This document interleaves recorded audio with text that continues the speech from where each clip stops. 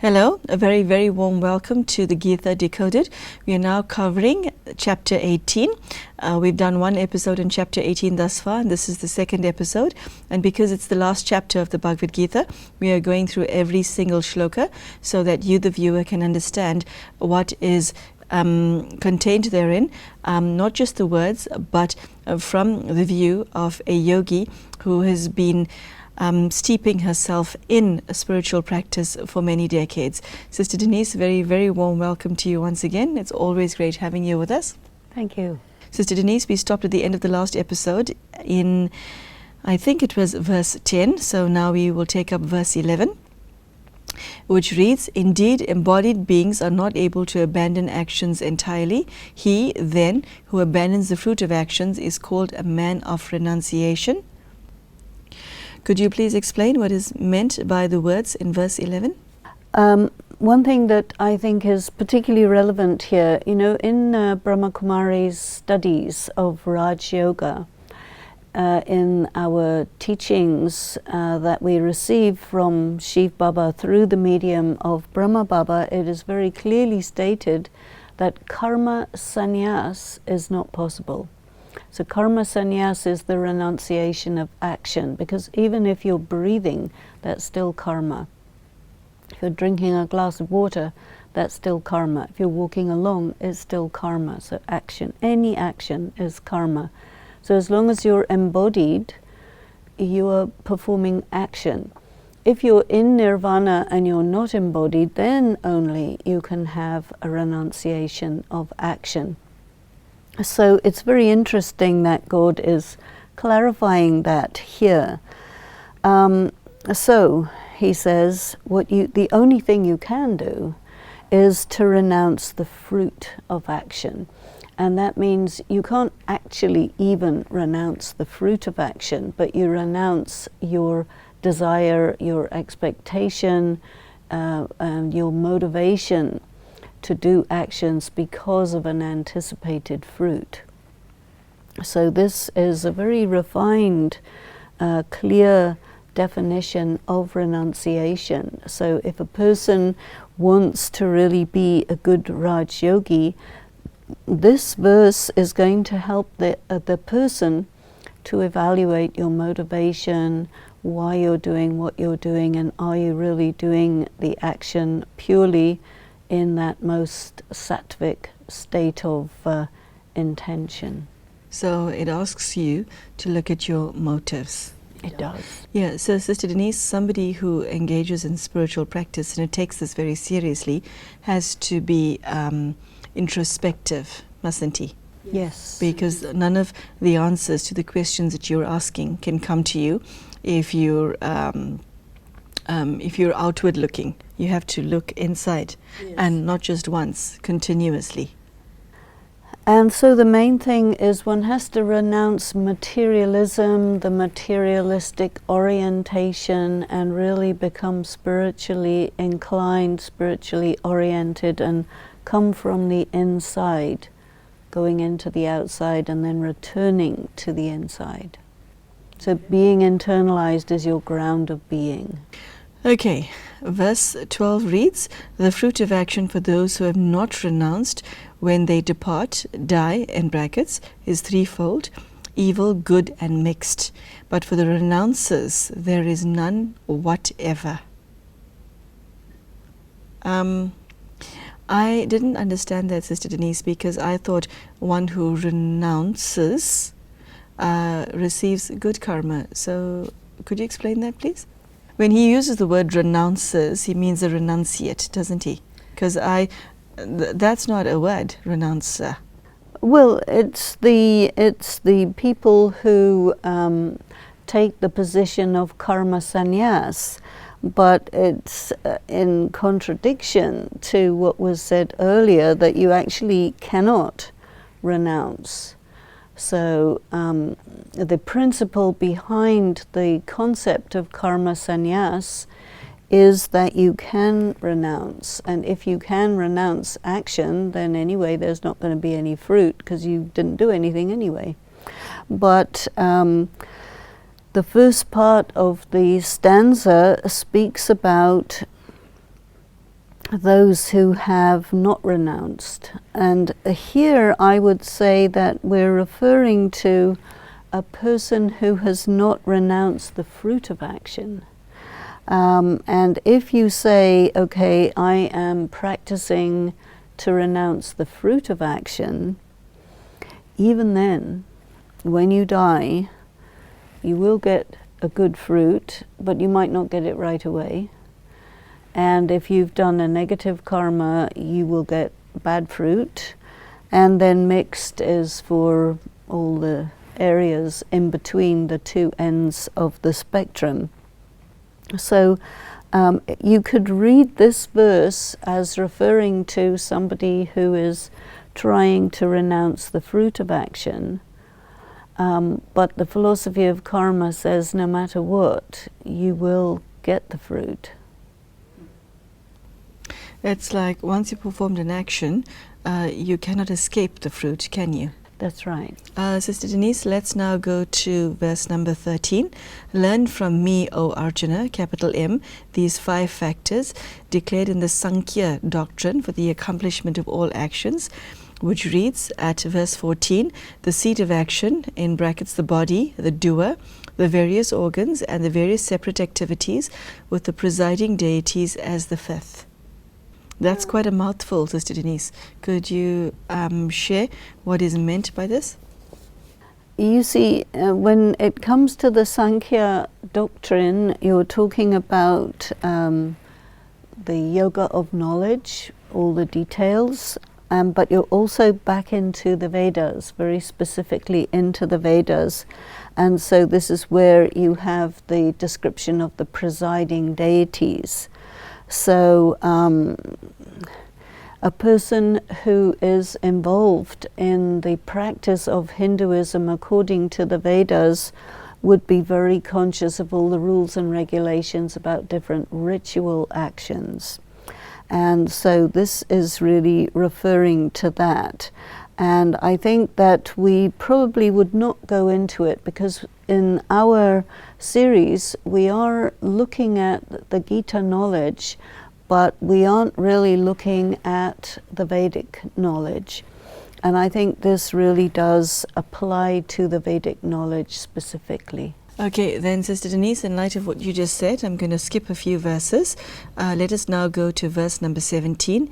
He whose state of mind is not egoistic. I think there comes your humility answer here. Whose intellect is not tainted. Even though he slays these people, he does not slay and is not bound by his actions. I take it that God is referring to the war again.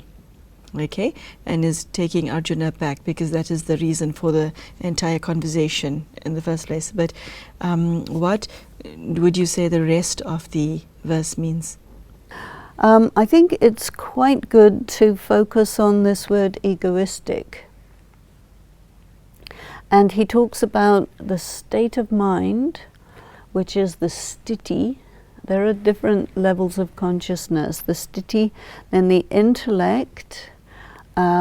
He speaks of an untainted intellect. So the intellect could be sattvic, rajasic, or tamasic. So if the intellect is rajasic or tamasic, then it's tainted. If the intellect is untainted, the intellect is pure. So the intellect is not using any devices to justify. So not egoistic means that you are not claiming the arrogance of I did this or I am doing this. When the intellect is pure and the mind is free from this attitude that the consciousness of I, we talk about this in Brahma Kumaris, the consciousness of I and mine. I did this. This is mine. I will take the fruits. And in the previous shlokas, it was also talking about that if you think that you are the one who did the action, it means you haven't understood. So it's a very, very subtle type of consciousness required that I perform actions in the remembrance of God, and therefore the action is surrendered to God, which implies I will not claim the fruit, I will not claim that I did it, I will not claim the recompense, the adulation or whatever for doing a pure action. So in the third line, even though he slays these people, it says he does not slay. This is a very, very tricky shloka to deal with because of the act of killing. And if you are in the military, and of course here Arjuna is performing a military function of slaying the people, first of all, he has to be completely away from the thought that these are my relatives, because he doesn't mind slaying as long as they're not his relatives. And then I think what God is saying is, look, these people, you need to not think of them as your relatives. That's one level. You need to understand they're already dead. That's another level. This whole thing repeats identically. So you're just going through the motions of something that is destined.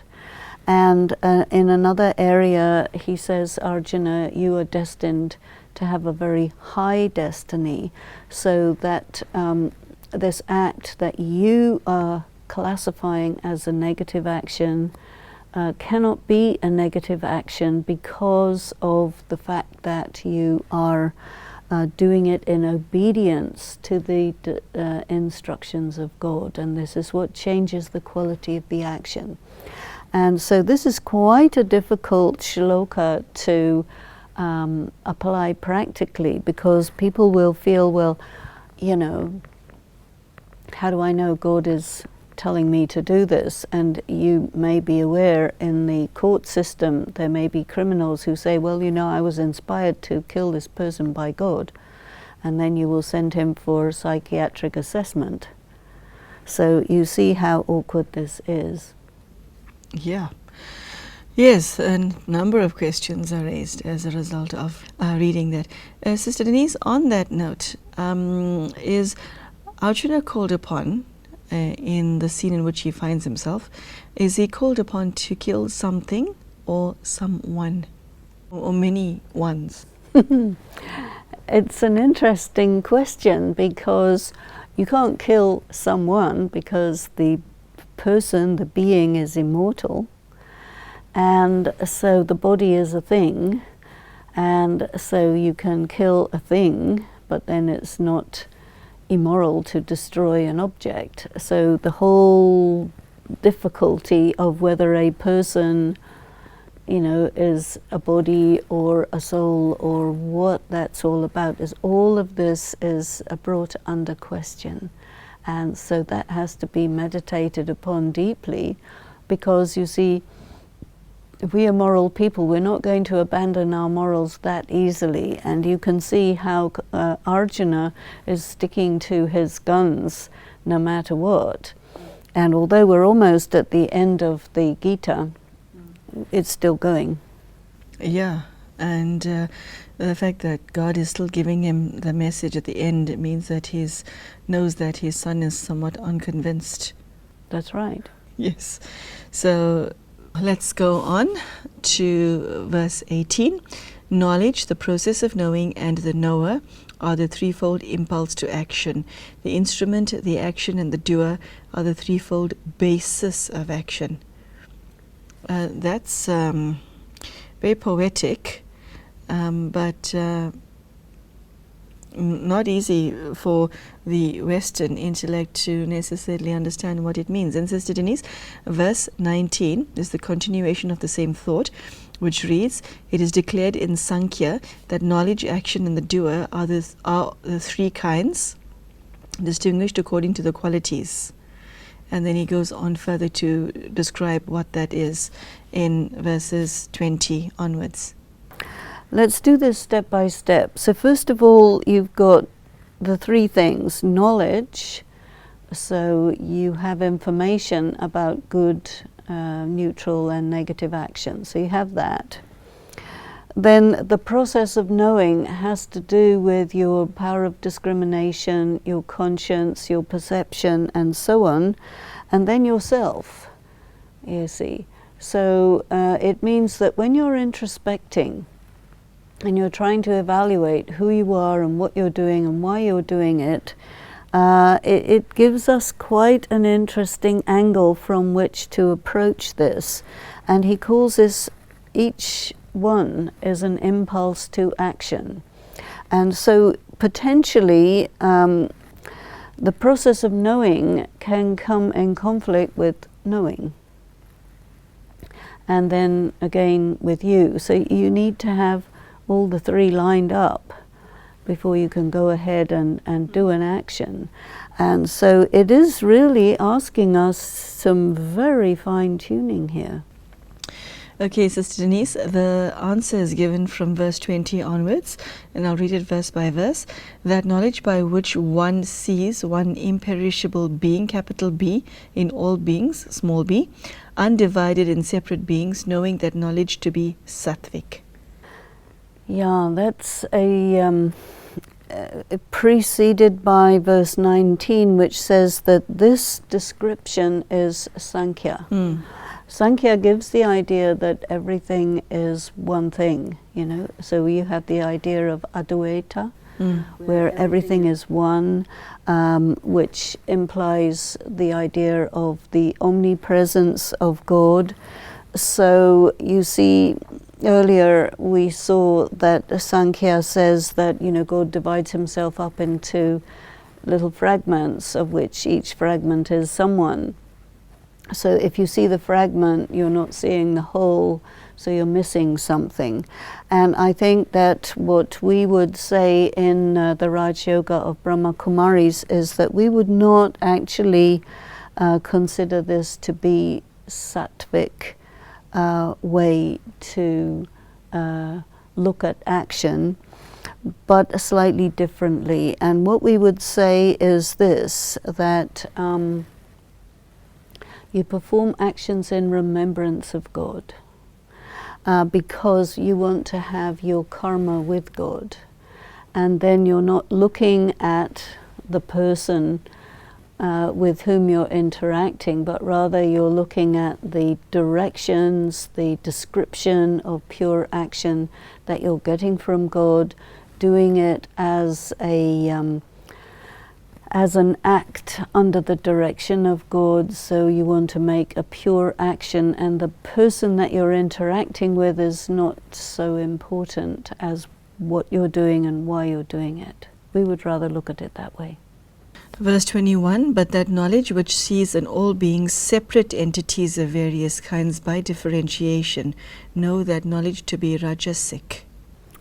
Yeah, that's interesting, because I think this description of action, rajasic action, according to the Sankhya system, if you look at it from the system of Raj Yoga that we practice in Brahma Kumaris, we would see, well, yeah, you do need to be aware that there are different people of different types and so on,